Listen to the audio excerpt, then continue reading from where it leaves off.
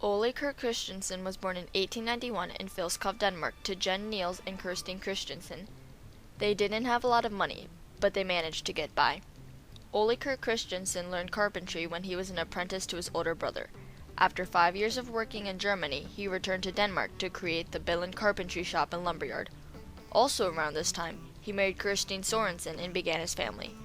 However, tough times lay ahead. In the 1930s as a carpenter, he struggled with money, so he had to lay off all of his workers.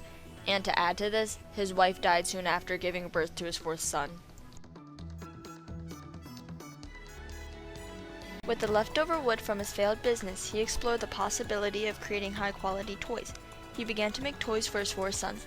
These were very popular. As a result, he began making more and more wooden toys with the leftover wood. This became moderately successful as a few people began buying them. In fact, he even rehired some of his former employees, and one of his sons, Godfred Kurt Christensen, helped him make the toys. Popularity of these toys grew, and one Christmas, a businessman ordered many toys. However, after production had already begun, this man canceled the order due to bankruptcy. Ole Kurt Christensen tried to sell his toys to local stores. In the end, he traded his toys for food.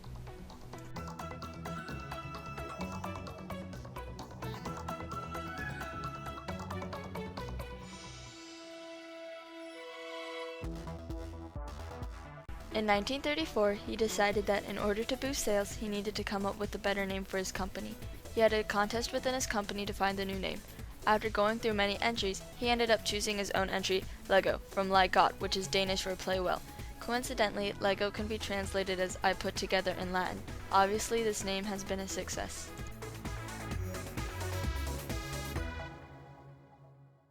In 1936, Ole Kurt Christensen purchased a milling machine so he could make better quality toys. He was always concerned with quality, as reflected in the company's motto, "Only the best is good enough."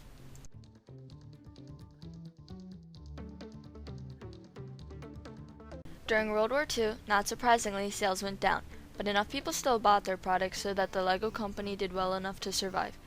In 1942, there was a fire in the workshop. They lost everything, not only the building, but also everything in it. Ole Kurt Christensen built a new factory and decided to focus on the wooden toys and to eliminate the small household goods.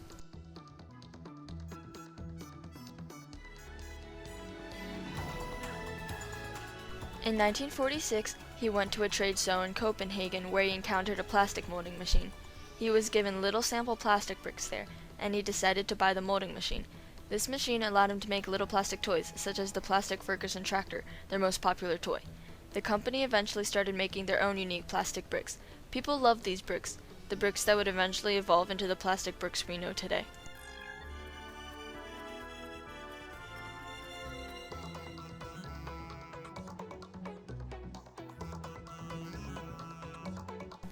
However, after the holidays, sales dropped, so Godfred Kurt Christensen, who had all along worked with his father and was now running the company with his brothers, decided to do what his father had done, go out himself and sell the toys. He was quite successful.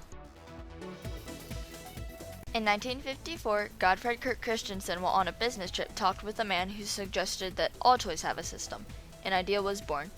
Godfred Kurt Christensen began making systems for Lego. The Lego company had already believed that Lego should encourage children to learn and be more creative. Now, with these new systems, people could make houses, they could make stores, even entire towns with these plastic bricks.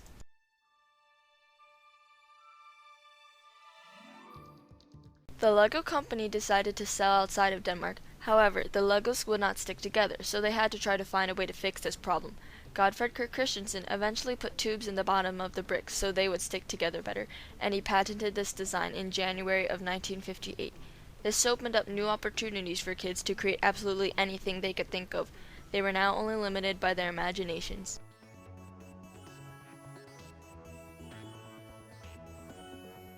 Unfortunately, tough times lay ahead again for this family. Sadly, later in that year, Ole Kurt Christensen died at age 66, and, once again, fire burned down the workshop. Godfred Kurt Christensen didn't let this fire faze him, and he built another factory, bigger and better. They stopped making the wooden toys and now made only the Lego bricks.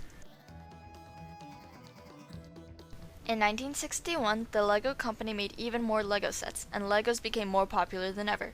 Godfred Kurt Christensen wanted an airport in Billund so they could export their toys more easily. After 3 years, the Billund Airport was created, and the Lego company could now easily ship their plastic bricks all over the world. Godfrey Kirk Christensen then wanted one large area to display all of the Lego creations, but the Lego factory was not large enough. He decided to make a Lego theme park in Billund with the belief that if he built this theme park, people would come, and come they did. The number of people who came was double his estimation. About 600,000 people arrived in 1968, the first year of the theme park's opening. In 1975, Lego introduced the first Lego person, or minifigure. It was simple and had no arms or legs. Just 3 years later, in 1978, Lego updated the previous minifigure but with added arms and legs that could be moved. Lego's popularity has soared because of the company's reflection of popular culture. Lego has partnered with car companies such as Mini Cooper, Volkswagen, Porsche, and Ferrari, with television networks creating sets for The Lone Ranger, Teenage Mutant Ninja Turtles, and Scooby-Doo, with publishers creating Lego sets for Harry Potter and Lord of the Rings, as well as for Marvel and DC Comics characters, and with movie companies to make sets for such movies as Star Wars, Indiana Jones, and E.T. The Lego company has even developed its own major motion picture, the Lego Movie, and a second movie is currently under production. It seems as though Lego has its metaphorical hands in everything these days. In fact, a quick search for Legos on Amazon.com yields 44,070 results.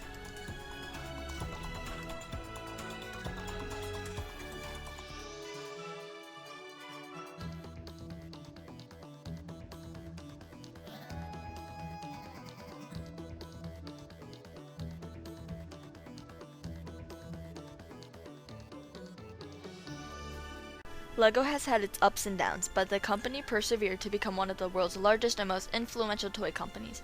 Now Legos inspire young children and adults alike everywhere to take on challenges, to find new hobbies, and even to find careers. For example, artist Nathan Sawaya left a lucrative job as a New York lawyer to create art solely from Lego bricks. Now people all over the world flock to his art exhibits, including The Art of the Brick, which is currently on display at the Cincinnati Museum Center. Also in the state of Ohio, tourists can visit the Toy and Plastic Brick Museum, the unofficial Lego museum, which claims to be the only Lego-based museum in the world and can shop at 3 Lego stores in Cincinnati, Columbus, and Cleveland out of the 80 in the United States. Who would have thought that tiny plastic bricks could influence so many people, could cause people to explore new ideas and their own creative abilities, could bring people together exchanging ideas? Everyone who encounters Legos loves Legos.